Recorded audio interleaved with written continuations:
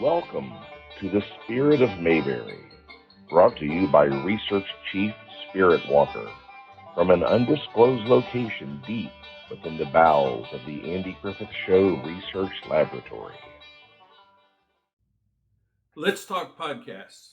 Where can you go to find reliable information about the Andy Griffith Show in the podcast world? If you like listening on your radio like I do as I drive, these are some great podcasts. Number one, Two Chairs No Waiting. Hands down, the number one Mayberry podcast. You will get more information. It's been running since 2008. Alan Newsom heads it up. He's a Floyd the Barber tribute artist. He has interviews from past cast members, crew members of the show.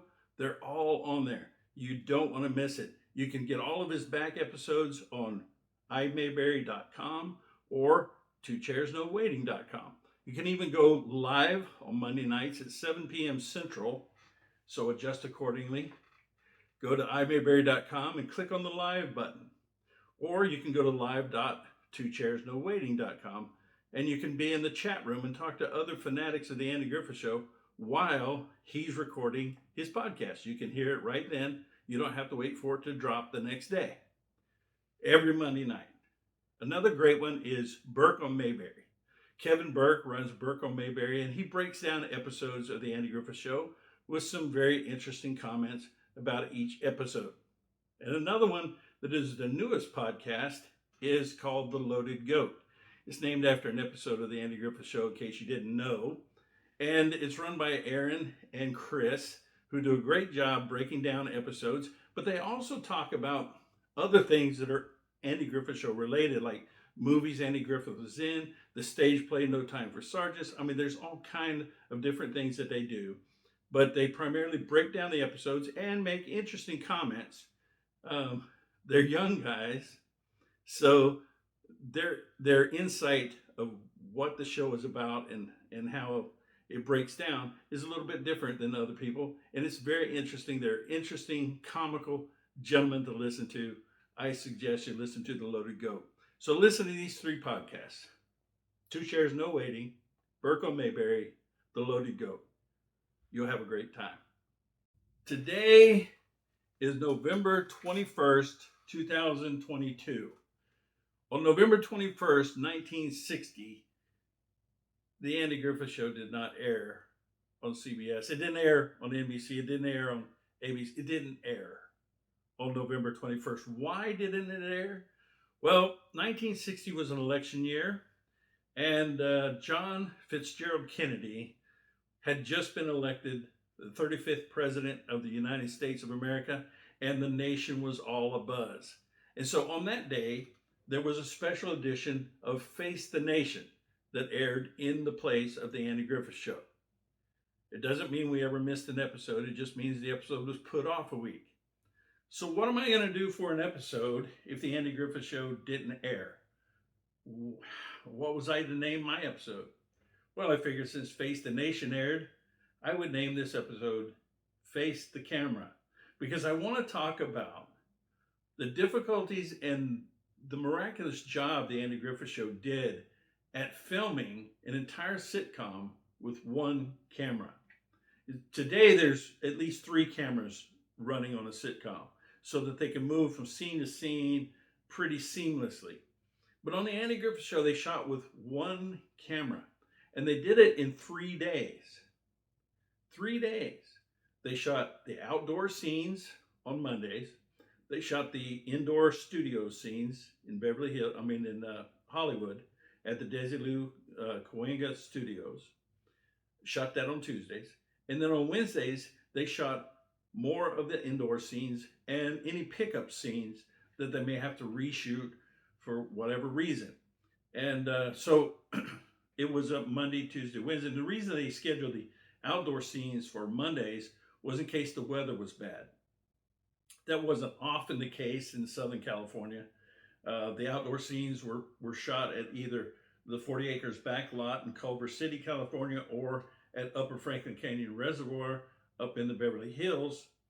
But it wasn't usually the case that it was bad weather on Monday. But if it was, they would shift it to Tuesday and shoot the indoor scenes on Monday. So they had some flexibility. but they shot with one camera. That means they had to shoot each scene multiple times and then edit it together into what we see on the episode. So, for instance, let's say Andy and Barney are in a scene together. You would have a master shot. That would be a wide shot of the whole area where they were standing and talking. Right?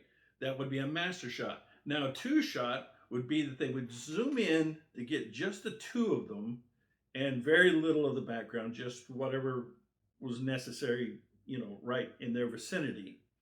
That was a two shot. Then they would shoot close up shots of just one or the other actor. So let's say Andy and Barney are in an episode. They shoot the master shot, the wide shot. They do the whole scene with both of them on camera. Then they would, after they shot the scene, they would cut and they would reposition the camera, reset the lighting, and shoot just, let's say, Andy. They would shoot just Andy. And he would do his lines, and Don Knotts may not even have been there. He would go and take a break, whatever. And so they would shoot just the close-up shots of Andy. And sometimes they would save some of the close-up shots for the next day and do the close-up shots. It just depended on the schedule and how tight they were on time. But they would shoot the close-up shots one at a time. So they'd shoot Andy. He would do the whole scene over again by himself. So that if they wanted to cut at any one time when you see a close-up, it was shot as a different time. And the other actor or actors may not even have been there. A lot of times it was just a script person feeding the lines that Barney would say to Andy for him to react to. And he would just do reaction shots in that close-up.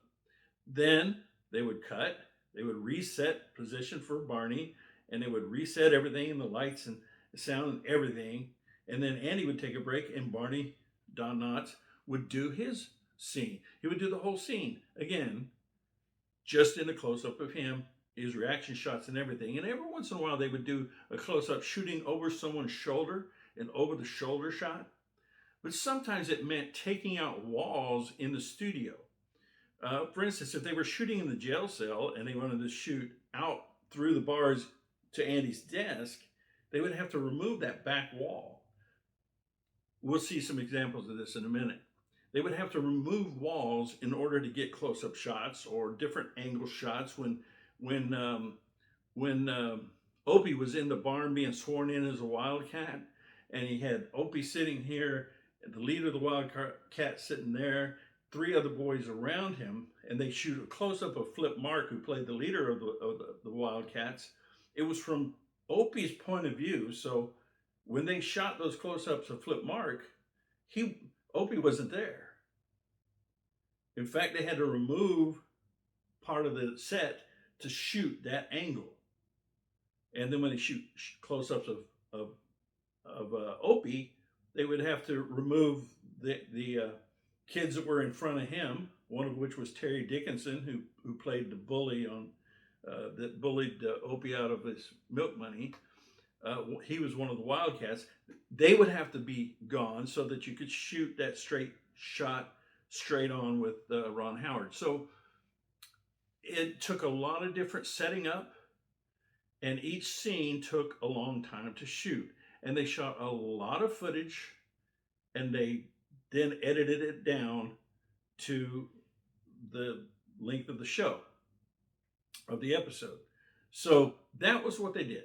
One camera, 3 days shooting. But one camera shooting presents some problems, which is why they don't do it so much today in the editing process. When you shoot all the outdoor scenes on Monday, if something doesn't go right and a scene gets messed up, you have to reshoot it on Wednesday when they do the pickup shots, and it's going to be tricky to get the continuity correct.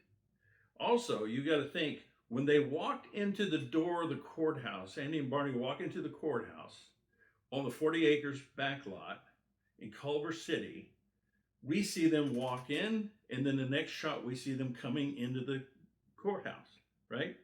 But that coming in was shot in Hollywood on the soundstage. So the continuity in one episode, Opie's Charity, Andy walks in with Annabelle Silby, and he's got a ball glove. He's been playing catch with Opie outside. He's got a ball glove on his left hand. So when he opens the courthouse door, he opens with his right hand, pushes in. But when we see him coming in, he's got the door with his left hand, and there's no ball glove anywhere in sight. Just an overlook by the script continuity director. She missed the fact that he was supposed to have a ball glove. It happens because that's what happens when you shoot with only one camera. Now, in multiple locations. I have prepared for you just a couple of cute little things, and I want to show you some pictures. Pull them up here on my screen. Some pictures that I think will illustrate exactly what I'm talking about. Now, sometimes they would find, when they got into the editing process, they would find that they didn't have enough film to edit into the length that they needed for the episode, and so they would use very tricky techniques. And one of the things they did is the first thing I want to show you. This is from the episode The Merchant of Mayberry. You remember where Burt Miller comes into town, and he comes in, and Andy and Barney meet him in front of Crowley's Market, and they sit on a bench and they're talking about what he has for sale, and then some other people come up and start buying from Burt Miller right there on the street. Well, this upsets Ben Weaver, who comes and approaches. Now let's say that I'm Andy sitting on the bench facing the street. Crowley's Market's behind me.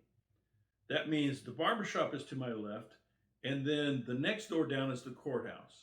Now, Ben Weaver, when he approaches Andy to complain about Burt Miller selling on the street, Andy's not sitting, of course, he's standing, but I'm just giving you an illustration so you get the idea of the direction. Ben Weaver approaches from Andy's left, which means he approaches from the courthouse side as Andy's looking out at the street, correct? So Ben Weaver would come around. Now he crosses the street, which means in reality he would be crossing from Weaver's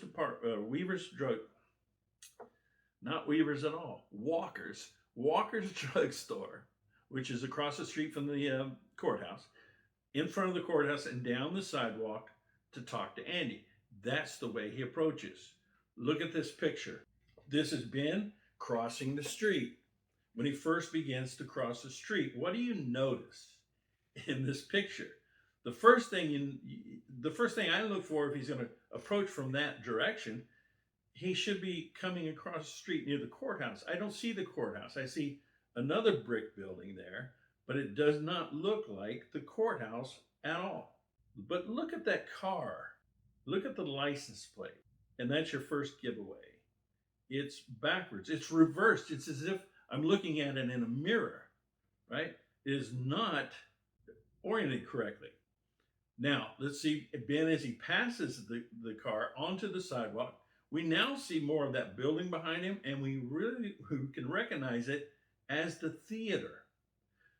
The Mayberry Theater, which is at the other end of the block. If I'm Andy again, courthouse to the left, theater would be over this way, right? But this is the Grand, as it would be later named in the series, the Grand Theater. Notice the marquee outside the Grand Theater hanging on the wall there. The words are backwards. It says now playing, but you can't read it in this screenshot. Also, I want you to note the man with the box. He's very important to this illustration of what they did with the camera. So why would they shoot a scene backward? Or why would they reverse the film? Why would they turn the film over? Because back then they had to physically cut the film and then splice it together. into the way they wanted to show. This was a time-consuming thing. When I edit video now, it's all excuse me, it's all electronic. They didn't have it electronic back then. They had to physically cut it and splice it together. So why would they take a piece of film, turn it around and put it in and splice it in reverse? That's clearly what's happened here in this picture. It's a reverse image of what was actually shot. Later, after Andy sets Burt Miller up in a stand in the vacant lot beside Crowley's Market and moves into that area, Ben Weaver again approaches Andy and complains about it, but this time he approaches from Andy's right. This is a picture from that crossing. Here's Ben as he crossed the street and steps up on the sidewalk, and now you can plainly see the car's license plate numbers, what you can see of it there, the 425. You can read it, and that is clearly the theater, and you can clearly read now playing on the marquee. It's the exact same footage. Look again at the next frame that I captured. There's the man with the box. So what they actually did was they filmed that crossing and then for some reason decided to use it to show Ben coming from the other direction as well. Here's another, I love this example. This is from season 1, Runaway Kid. George Tex Foley and Opie's buddy is going to run away to Texas and become a cowboy. And so he's talking to Andy in Andy's living room. Now, again, let's picture it. If I'm Andy sitting on my couch and I lay back on the couch, the length of the couch, my head is up here and my feet are down here. My head is closest to the fireplace. Therefore, my feet are closest to the kitchen wall, right? Tex Foley is standing at Andy's feet talking to him. So you got that in your head? Here's the picture. You can see clearly that Tex's back is to the kitchen wall. And here's cute little Tex, and he's talking to Andy. Now, at some point, he says that he can eat 5 to 9 sandwiches a day, and Andy adds it all up and says that's about 450 sandwiches. How are you going to carry so many sandwiches all the way to Texas? He says, I have a wagon at home. And Andy says, I don't know about you, Tex. That just ain't Western. And Tex says, it ain't? And when it cuts to the close-up of Tex saying, it ain't, this is what you see. Now, what do you notice in this shot? His back is no longer to the kitchen. His back is to the fireplace. But even there is a problem because the French doors are to the left of the fireplace, but in this scene, they're to the right of the fireplace. Also, Tex is missing a lower left tooth, but in this scene, he's missing a lower right tooth. Now, he's looking to his right, just like he was in the previous shot that I had, because he's looking at Andy lying on the couch. But in actuality, if he's standing near the fireplace, he's looking away from the couch. This is a reverse image. So what is it a reverse image of? Well, the next time you see a close-up, there's Tex again, right in front of the kitchen.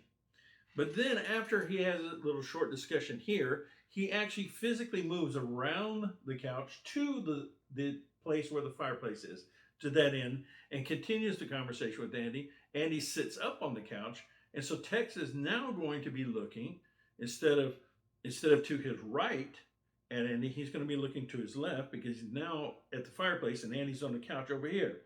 And so he's talking, and then at another point, he repeats the line, it ain't, and this is what you see. This is the right image. They used the exact same piece of footage of him just saying 2 words, it ain't. He says it exactly the same way, in exactly the same place, but in a reverse image. In one scene, it's a reverse image. In the other scene, it's the true image. And this is the true image. Now, this is one I just threw in here just because it's kind of cute. This is from Opie's Ill-Gotten Gain in season 4, when Opie gets a bike for supposedly making all A's on his report card, but we know he really didn't. But at this point, Andy thinks he did, and he buys him a new bike. He hides up behind the couch, and here's Opie coming around the end of the couch to look at his new bike. I want you to pay close attention to the bell on the handlebar. See, it is on the right handlebar. Opie moves around beside the bike. Andy says some things. The shot turns to a three shot of Andy, Aunt Bee, and Barney. Then it goes to a close up of Opie, and this is what we see. The bell has magically switched to the left handlebar. Then it shoots back to the three shot of Andy, Opie, or Andy, Aunt Bee, and Barney. Then it goes back to Ronnie Howard standing in his bike, and this is what we see. Magically, the bell is again on the right handlebar. This was just simply a mistake in editing. That one close-up, just the film got flipped. In the editing process, it happened. Things like that happen all the time. But there were other problems with shooting with one camera. Continuity. I already mentioned continuity. I talked about Opie's charity. Well, here I want to show you. This is the jumping badge.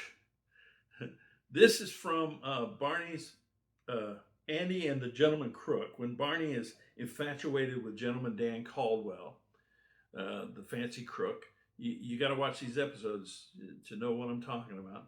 He goes into the cell. He sneaks into the cell with Gentleman Dan to play a game of cards with him.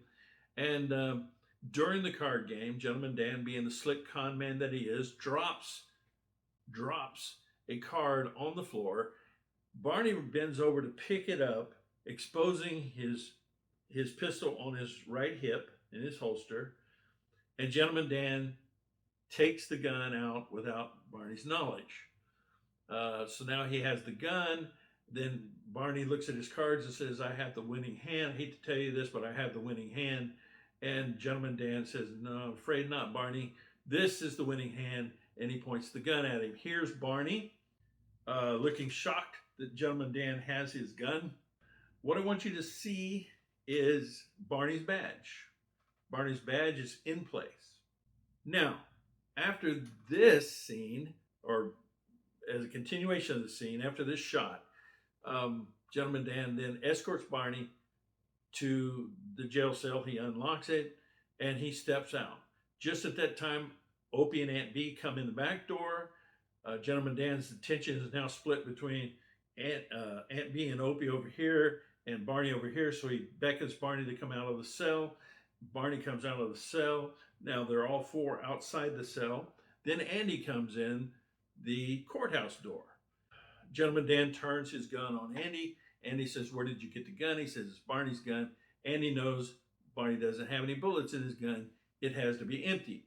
So Gentleman Dan, he challenges Gentleman Dan to go ahead and shoot him then.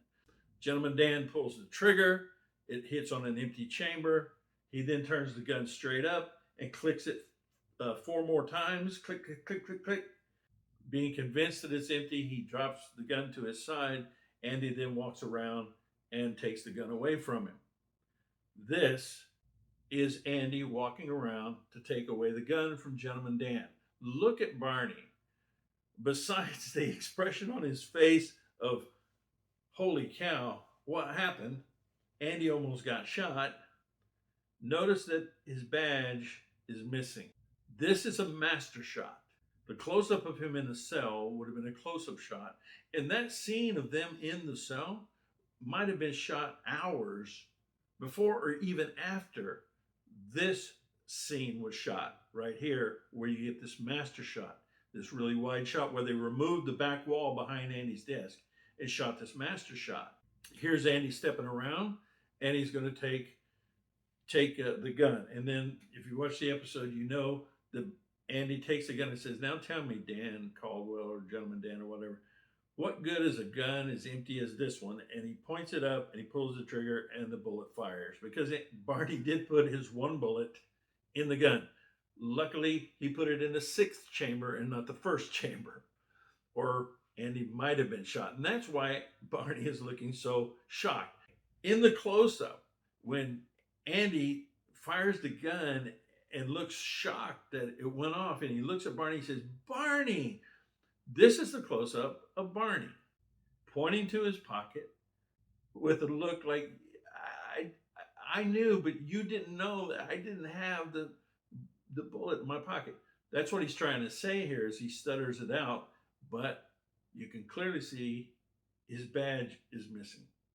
Then it cuts over to the close up of Andy, who says, I have to sit down myself. He sits down, just amazed that he almost died from getting shot. And then it cuts back to Barney, and this is what we see as Barney apologizes to Andy, and now the badge is back in place. But as you can see, if you look closely, it looks like it was hastily put on because his shirt isn't straight. It's kind of V'd together where he pinned the badge on. It looks like it might have been hastily put on. But that's the kind of things that happen when you shot a scene even out of sequence and at different times. Here's another quick one. This is from the Clubmen episode in season 2, when Andy has just returned from fishing with Roger Courtney. And Roger has invited him to come up and visit the Esquire Club. And by the way, if you want to visit the Esquire Club, go to facebook.com/groups/Facebook/tags Esquire Club. So that's facebook.com/groups/tags, TAGS, Esquire Club. And you can join the Esquire Club online on Facebook. And that's the one that I head up. And you have to dress snazzy. And you can be a member of the Esquire Club. But anyway, Andy and Barney have been asked to be members of the Esquire Club. When Andy comes into the courthouse by himself after coming home from fishing, or coming back from fishing, he finds Barney asleep in the back room. This is the first time this happens. And so he walks back to the door and he slams the door and wakes Barney up. Barney comes running out of the back room, disheveled, with his hat on kind of crooked, his hair messed up, and no shoes on. Andy is trying to keep from laughing as he asks Barney, did he repair that stop sign that he asked him to repair? Barney says, not yet. Andy says, well, you better go do that now. So Barney runs out the door with no shoes on. A second later, he whips back in the door, comes looking for his shoes. But Andy, when Barney ran out the door, ran and got his shoes and hid them in the desk drawer. So when Barney comes back, he's looking for his shoes all in the back room and he can't find them. He comes and he's sneaking around in the office and he's looking under things. And here's a shot of Barney looking under the desk. Andy slides the drawer open. He takes out the shoes. I want you to notice, besides the Mount Airy telephone directory that is right near his left hand, notice his right hand. His sleeve is rolled up as he takes the shoes out of the drawer. Now, this shot is right after that. You see him picking the shoes up. He'll set them on the table, but look at his sleeve now. It is now rolled down and buttoned. Now, they took the back wall out behind Andy's desk to shoot both of these shots, but the camera has clearly moved from a master shot when he was reaching down to pick him up to this shot, which is a 2-shot. Remember, they moved in closer. They repositioned the camera. They had to reset the lighting. They had to reset the sound. They had to do everything. Reset everything. There was a long time period between this shot and the previous shot. And then we see Andy put them on the desk and Barney snatches them away. And this is what we see. It is now back to the master shot where Andy had his sleeves rolled up. And so Andy's sleeves go up and down very quickly in this scene because they used a master shot and they edited in one of the 2 shots. That was done during the editing process where they mixed the master shot with a 2-shot. Here is another, and I love this one. This is really great. This is from season 2, The Farmer Takes a Wife. Big Jeff Pruitt comes into town looking for a wife. He thinks he can find a wife in 2 days. Andy says that's impossible, but Jeff he's dead set that he's going to do it. Now, Jeff Pruitt is played by Alan Hale Jr., who played the skipper on Gilligan's Island, and he is just excited to go wife hunting. So he goes out on the street corner and he's picking up girls on the street corner, literally picking them up to see, just checking their weight, he says. Andy finds out about it and runs over there to tell him, you can't do that. You can't just be picking women up, physically picking them up. And so here is Andy and Jeff Pruitt standing on the street corner. You can see Andy trying to explain to Jeff, you can't be doing that. But I want you to look past them. I want you to look across the street. You see a man seated in a chair. That actor, by the way, is a background actor. His name is Tom Jacobs. He is Danny Thomas's oldest brother. So this is Tom Jacobs sitting there in the chair. Now notice the two men in front of him, the man in the white hat and the man all in black. Those two men come from the left as we're looking at the scene. They come from the left, walking down the street, just chit-chatting. They stop and talk to Tom while Andy and Jeff are talking, and they are pointing and looking in Jeff and Andy's direction because they're making a scene here on the corner, right? And here's these two guys arguing, talking loudly, and so everybody's kind of looking in their direction. And you see the other man on the right, to the right of Andy in the background there with the hat on.